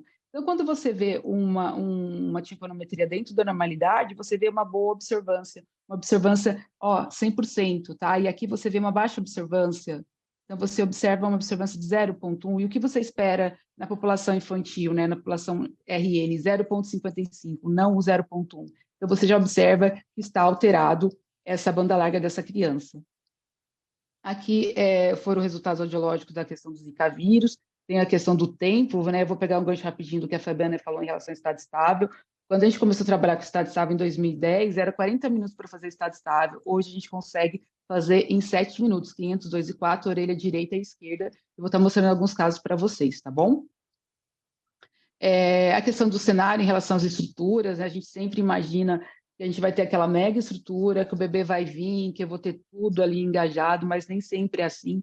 Cada serviço tem uma estrutura, tem a questão da calibração, tem a questão dos profissionais envolvidos, né? Às vezes a gente quer que o bebê fique quietinho para fazer o exame, aí ele chora, chora, chora, né? Por isso que eu falo, a questão de você estar fazendo na maternidade é completamente diferente quando você faz a triagem dentro do ambiente hospitalar. Porque às vezes a criança chega com 2, 3, 4 meses, que já acaba virando praticamente um diagnóstico para você, né? E aí a criança chora, dorme, acorda, e por aí vai. E é aquele teste de paciência, né? Com a família, para poder estar fazendo a triagem dessa criança. E a expectativa versus realidade, né? A gente sempre pensa, o bebê vai chegar, vai ser aquela maravilha, ele vai ficar quietinho. Os pequenininhos são assim, tá? Agora os maiores, principalmente aquele que fica na UTI neonatal há muito tempo, eles dão mais trabalho para a gente, né? Porque eles são muito manipulados na UTI neonatal, né? Então tem bebês que ficam 2, 3, 4 meses internados na UTI neonatal. Então quando você se depara, vai fazer o exame dessa criança, uma criança mais agitada, tem outras comorbidades, tem as malformações, né? Então é bem aquilo. Se eu tenho um bebê com uma malformação, eu já vou fazer a via óssea nesse bebê, então já cai para diagnóstico, tá bom, gente? E aí eu vou falar alguns casinhos bem rapidinho para vocês da triagem diagnóstico, porque que eu falo? Eu sempre falo para as minhas alunas, para a gente nunca cai um caso clássico, assim, sempre vem o abacaxi para a gente estar descascando, né? A gente acha assim, não, fulaninho de tal mandou um caso para a gente, para fazer triagem, é uma triagem rápida, e quando você começa a observar, vem outras questões ali junto com vocês, para você estar avaliando. Esse bebê chegou para a gente pelo geneticista para fazer uma triagem com PEAT, tá? E a gente acabou já fazendo o diagnóstico dessa criança. A mãe tomou Rocutan e acabou engravidando. Ela não sabia a questão, ela estava tomando medicação, engravidou sem querer e foi catastrófico isso na vida da criança, né? Teve várias malformações ali, né? A criança ficou internada, foi parar no UTI neonatal, a gente fez toda uma bateria de exames, né? E aqui está uma formação da criança, tem uma formação baixo pavilhão, tem uma questão ocular aí também, tá? E aí a gente foi pensar, gente, esse paciente vai ter tudo, né? Então, o que a gente vai ter que fazer? O conduto dela tinha passagem de som, dava para você colocar o fone de inserção para você começar esses exames. Então, a gente fez tanto a via aérea quanto a via óssea desse paciente, tá? Então, a gente fez a banda larga, a gente observou baixa observância, tanto a orelha direita quanto a orelha esquerda, né? Então, já tem uma questão de orelha média, alguma coisa que a gente já precisa estar observando. Então, a primeira coisa que a gente coloca no nosso protocolo é estar fazendo a banda larga, tá? E a gente observou a baixa observância, sendo que o normal era 0,55 e estava 0,1. Foi importante para a gente porque a banda larga ela dá uma maior sensibilidade nessas alterações de orelha média, tá bom? Isso é muito importante a gente estar ciente. A gente começou a observar o lado direito se comparado ao lado esquerdo, a questão morfológica, né? A gente observa que o lado esquerdo dela tem um comprometimento condutivo maior quando se comparado ao lado direito. Por quê? Porque tem uma questão morfológica, né? O traçado dessa onda, tá? E aí, quando você vai fazer o diagnóstico, você começa a observar que realmente o lado esquerdo dela é pior que o lado direito, né? Então, a gente fez via aérea, fez a via óssea, fez a frequência específica também dela, 502 e 4, correlacionou. Como a própria Fabiana falou anteriormente, né? Eu acho que foi até bom, por um lado, foi até bom ter invertido as aulas, Fabi, porque hoje a experiência que eu tenho em estado estável, para mim, ele é fundamental dentro do diagnóstico diferencial, tá? Porque, como você falou do 500 Hz, né? É muito difícil tudo, né? O quanto a gente sofre, né? E aí, quando você já sabe o norteador, gente, eu coloco lá 502/4, orelha direita, esquerda, eu já sei por onde eu vou começar com essa criança, tá? Então, eu acabo sendo mais rápida dentro desse meu processo da triagem ao diagnóstico dessa criança. E a criança fez o diagnóstico de uma perda moderada, bilateral, foi encaminhado para adaptação de aparelho. A gente passou por uma dificuldade muito grande em relação à adaptação de aparelho, porque a gente estava na fase da chegada dos aparelhos dentro do centro de reabilitação, demorou um tempão para chegar, aí depois foi um outro desafio para tirar o molde, porque o conduto dela era muito, muito, muito, muito estreitinho. Foi um caso que eu discuti com a Bia Mendes sobre isso, né? Porque, assim, de nada vale a triagem se eu não consigo diagnosticar e reabilitar esse sujeito, né? Por mais que eu consiga ali, com 2 meses, ter feito a triagem diagnóstico, Eu não consegui adaptar automaticamente, demorou um processo ainda para essa criança ser adaptada, né? E ela vai ser adaptada nessa quinta-feira. Então, assim, a nossa angústia é muito grande em relação a esses bebês, porque, assim, todo bebê que tem uma alteração, ele vai para o diagnóstico, a gente acaba gerenciando essa população. E eles entram para o nosso grupo de monitoramento, tá bom? Aqui o caso 2, tá? Que é o caso de uma triagem que veio para a gente com uma queixa da tia, que virou diagnóstico logo de cara, porque 1 ano e 2 meses a criança não via nada, ela não fez triagem no nascimento, né? O diagnóstico totalmente tardio, ela tinha ausência total de resposta em todos os exames que ela fez, né? Hemitenssometria do tipo A, reflexo ausente, emissões autoacústica, pH ausente, tudo que vocês imaginam eu fiz com essa criança, tudo com ausência de resposta. E aí eu falo para vocês o quanto a triagem foi importante, porque fazendo a triagem de um bebê, eu perguntei para essa tia, fui falando, fazendo a anamnese dela, o bebê passou na triagem ativa neonatal, bilateral, porém ela veio para mim com uma queixa de que o sobrinho dela não ouvia, né? Então, o quanto é importante você ter um programa de triagem ativa neonatal que realmente funcione, que você faça escutativa de quem está ali, você está entrevistando, porque através daquela mãe, ela vai trazer outras crianças que possam vir até a perda auditiva. Então, se ela não porque quando você pergunta para a família, gente, tem alguém na sua família que tem perda? Tem alguma suspeita? Então, quando você começa a conversar com essa família, ela te traz um histórico, gente, não, mas meu sobrinho, ele tem 1 ano, mas ele não interage, tudo. Então, assim, já liga o sinal de alerta. Na semana seguinte, ele já veio para o meu ambulatório para já entrar em diagnóstico, né? Porque já passou da fase da triagem, né? Como não fez quando nasceu, a gente já colocou o diagnóstico logo com ele e depois, logo em seguida, a gente já mandou ele para o serviço de implante coclear do Hospital Universitário, tá? Então, como eu falei para vocês, a triagem é o começo, meio e fim, né? Você tem que ter um programa, né? Vai ser falado mais pelos próximos palestrantes em relação à questão da reabilitação, a questão da avaliação comportamental, que é de suma importância. E como que eu vou adaptar o aparelho auditivo numa criança se eu não sei as frequências de grave e agudo, né? Um PH clique, você não faz adaptação, isso é impossível, porque vai que tem essa perda seja uma perda assimétrica, né? Então, você tem que ter um diagnóstico correto para que você consiga fazer uma boa adaptação de aparelho. Se essa criança não tiver ganho funcional com o aparelho ativo, ela vai para o implante coclear, se ela tiver uma perda severa profunda, tá? Aqui são os exames da criança, que eu falei, ausência de resposta, estado estável, ausente na orelha esquerda, com resíduo na orelha esquerda, ausência total na orelha direita, o pH dela, ausência total, nenhuma replicabilidade, emissões autoacústicas ausentes, todos, tanto transiente para distorção, que já era esperado, comportamental dela também, nenhuma resposta, tá? Então, a gente fez todo aquele princípio do cross-check, né? Um exame tem que correlacionar ao outro. E não era nenhum abacaxi, era um caso clássico, né? Então, foi um diagnóstico bem tranquilo de ser feito. Aqui está o protocolo que a gente utiliza no hospital universitário, né? Eu costumo sempre estar detalhando todos os exames que eu faço com a criança, para essa família, porque eu não sei para onde que vai, quem que vai. A parte eletrofisiológica, eu separo da folha de audiometria, porque às vezes ela pode fazer um BOA, pode fazer um VRA, e aí a gente tem uma terceira folha que a gente anexa aqui, e eu vou descrevendo o que a gente encontrou, para a gente ter um resumo disso e anexo os exames junto com esse laudo, tá bom? Então, as minhas considerações finais, né? A triagem aditiva neonatal é apenas o ponto de partida, né? E em alguns casos ele não vai ser o ponto de chegada, tá? Então, assim, a cada 1000 bebês que nascem, um tem deficiência auditiva. E a cada 100 bebês que nascem, que está na UTI neonatal, 3 são surdos. Aonde estão essas crianças surdas, gente? Isso é o que me angustia, né?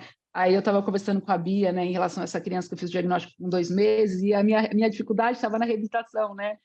Porque a questão era o conduto da criança, que era muito estreitinho, né? Ela falou, Bárbara, fica tranquila, porque às vezes a pessoa não consegue nem fazer o diagnóstico com 2 meses. A sua dificuldade agora, você está indo na dificuldade da reabilitação, né? Então, você já está avançando. Com certeza, a gente está avançando, a gente tem muito que avançar. Eu acho que não importa o lugar que você esteja, eu acho que quem faz o serviço são as pessoas que estão à sua volta.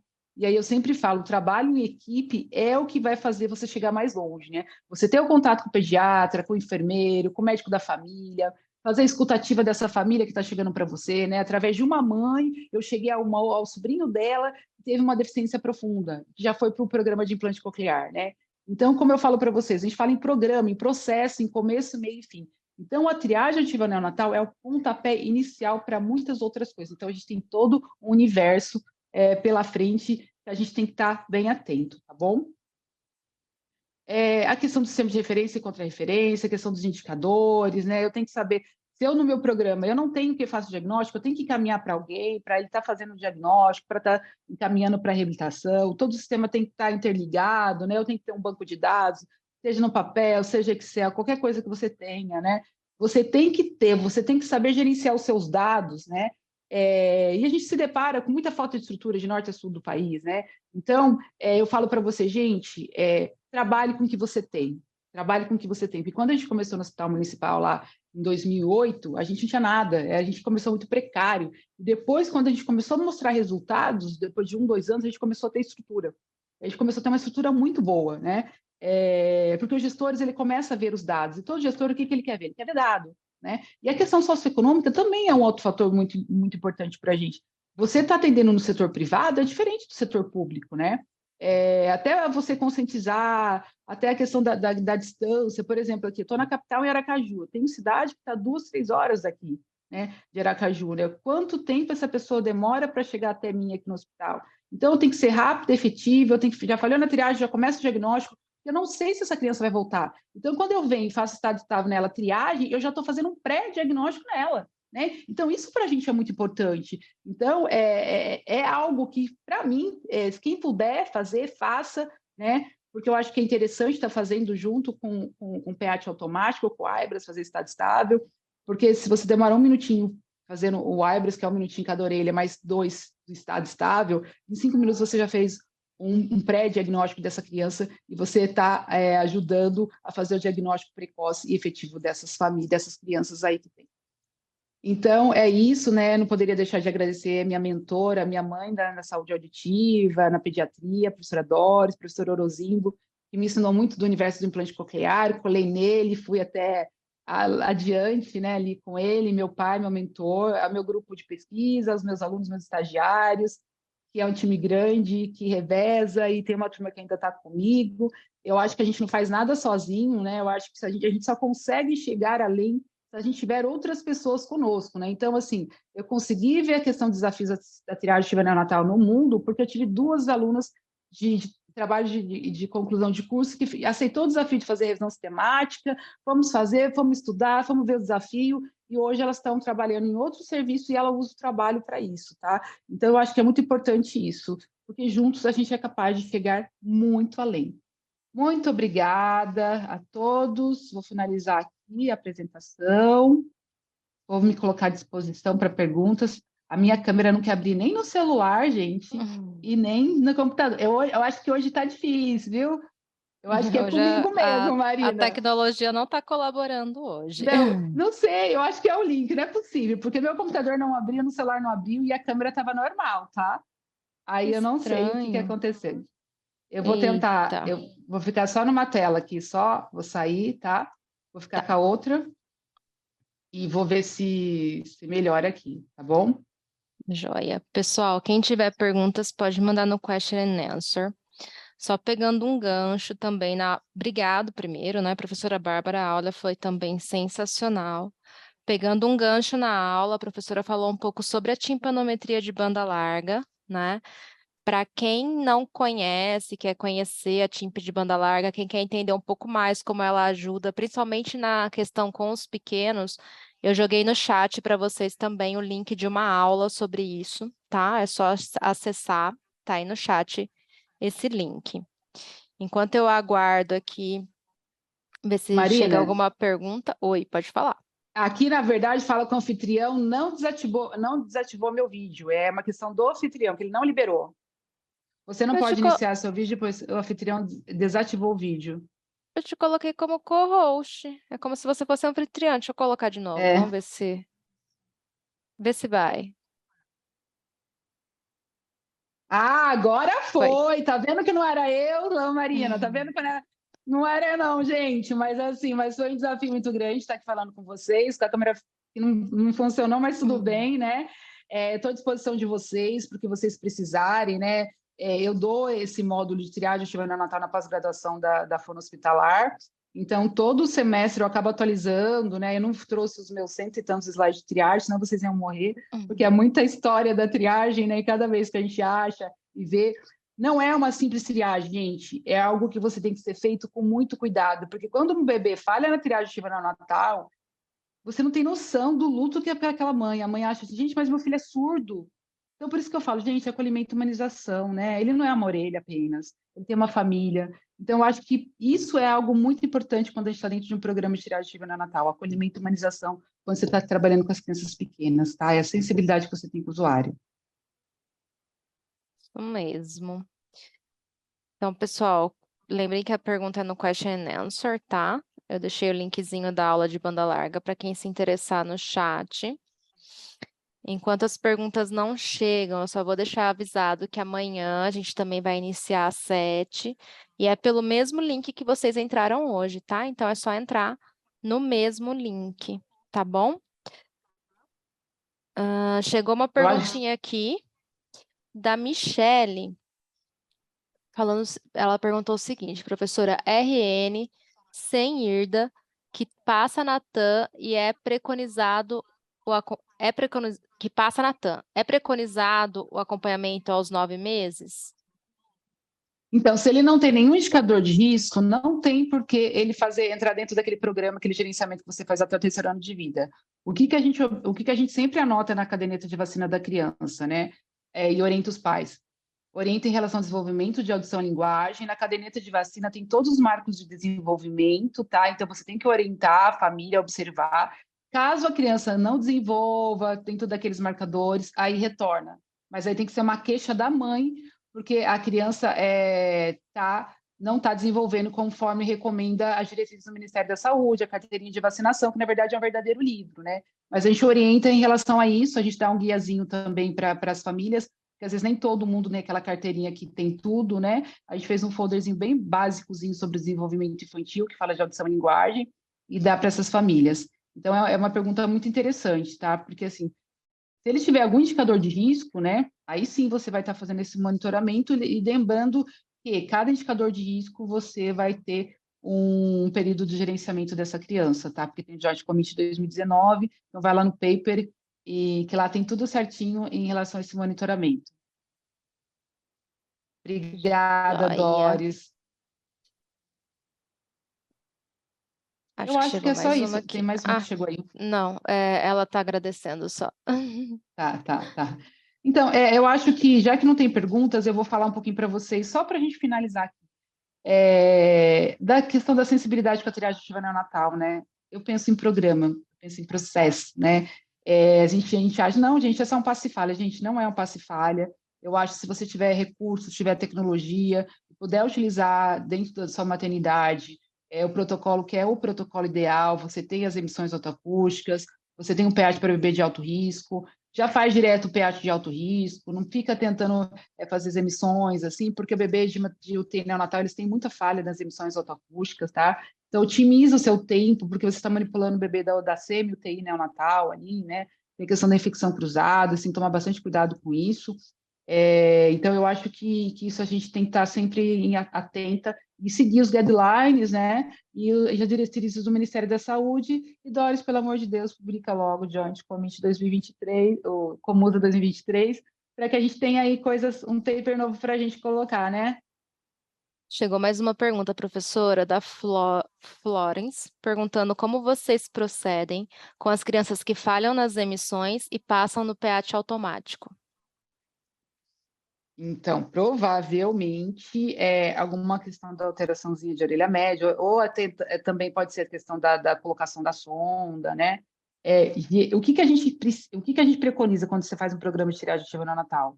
Isso até a gente discutiu um tempo atrás com a Doris, né? As perdas 35 do BNA, né? Então, assim, o que o pH automático vai pegar? Vai pegar 35. Se ele passou, então eu vou ignorar essa questão das emissões autoacústicas, vou orientar a mãe em relação ao que aconteceu, a orientar, a monitorar tudo isso, mas eu vou considerar o pH que passou, tá? Aqui tem uma pergunta da Geisa. Eu acho que aqui a pergunta vai depender do protocolo que segue cada serviço, mas vamos ver como que você faz no seu. Quando a criança é de risco, vocês fazem emissões e PEAT automático no teste e reteste ou somente um deles? Quando o bebê chega para mim que tem indicador de risco, se eu tiver tempo, eu faço tudo, tá, gente? Sou aquela que faz emissões, faz PEAT automático com a cidade estável, tá? Depende do meu tempo. Mas se eu tô sem tempo, o que eu fazia na Santa Casa? Fazia PEAT automático, falhou, vem para o reteste, fazia o PEAT automático de novo, e já entrava no diagnóstico se continuava falhando, tá? Esse é o protocolo. Se ele tiver indicador de risco. Se ele não tiver indicador de risco, emissões na primeira fase, no reteste, emissões também na segunda fase. PEAT, emissões. Mas aí você pode associar também as técnicas. Nada impede de você fazer emissões e o PEAT. Vai depender do que você deseja fazer no seu serviço. Entendeu? Então, depende do que você deseja. Eu acostumei sempre a fazer dessa forma. E agora a gente está fazendo estado estável, triagem, para a gente ver se a gente consegue pegar alguma coisinha aí que a gente não pegaria com a IBRIS automático. Joia. Por enquanto, essas são as perguntas. Vamos ver se chega mais alguma coisa. Enquanto isso, pessoal, só divulgando para vocês, as inscrições já fecharam. Não sei se vocês sabem desse curso que vai ter. Ele é presencial, Eletrofisiologia na Avaliação Audiológica Infantil, da triagem ao diagnóstico. É muito legal, tanto para quem tem eclipse quanto para quem não tem, porque vai abordar tudo. Tá? Vai ser comigo, com a professora Doris e com o Jack Bennett, que é da Interacoustics lá da Inglaterra. Vai ser bem legal. Esse é o programa, vai ser de 16 a 18. Lotou, as inscrições fecharam, então para quem ficou de fora das inscrições, fiquem tranquilos que vai ser um curso anual, tá? E é um curso bem completo, é um curso que já está repercutindo bastante lá fora. A Interacoustics está fazendo esse mesmo curso com essa mesma grade lá fora, e agora a gente trouxe para o Brasil. E a aula da semana que vem, que eu já abri a inscrição aqui para vocês sobre TAM e Cera, tá? Então, amanhã a gente se vê aqui nesse mesmo link. A nossa programação de amanhã também é às 19 horas, a nossa abertura. A gente vai seguir com uma aula da professora Eliane Carvalho sobre avaliação comportamental, o que é necessário para cada faixa etária, que isso é bem interessante, a gente saber o que é necessário aí para cada faixa etária em relação à avaliação. E depois a gente vai seguir para o pessoal da reabilitação com a professora Vanessa Destro, falando um pouquinho como que essa avaliação audiológica influencia na reabilitação auditiva, tá, pessoal? Então, eu agradeço a todos que ficaram conosco até agora. Um bom descanso para todo mundo, que amanhã a gente está de volta aqui nesse mesmo canal, nesse mesmo horário. Eu agradeço muito, professora Fabiana e professora Bárbara, por hoje, e a todos que estiveram conosco. Pessoal, até amanhã. Um beijão. Vejo vocês amanhã aqui, tá bom?